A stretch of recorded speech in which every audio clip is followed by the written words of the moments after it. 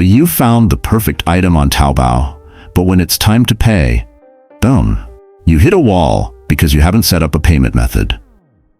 Sound familiar?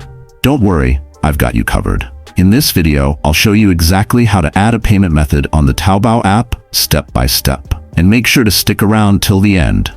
I'll share a tip that helps you avoid failed transactions, especially if you're shopping internationally. First, open the Taobao app and make sure you're logged into your account. Step 1. Tap on the My Taobao section at the bottom right of the screen. Step 2. Now tap on the gear icon or settings button in the top right corner. Step 3. From the settings menu, tap on 账户与安全, which means account and security. Step 4. Scroll down and look for 支付设计, that's payment settings. Tap on it. Step 5. Choose 添加支付方式, add payment method. You'll see options like linking an Alipay account or adding a bank card. If you already have Alipay installed, the app will redirect you to authorize the connection. Just follow the prompts and confirm your account. For bank cards, simply enter your card number, select your bank, and fill in the required information like name and ID.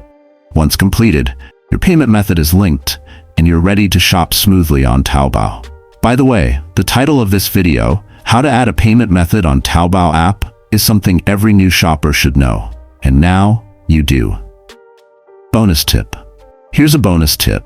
If you're shopping from outside China, make sure your Alipay account is verified for international use.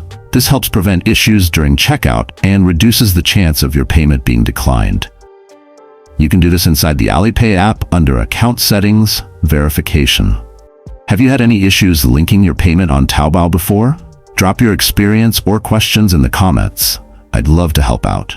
And hey, if this video helped you, don't forget to like, subscribe, and hit the notification bell so you never miss another useful guide.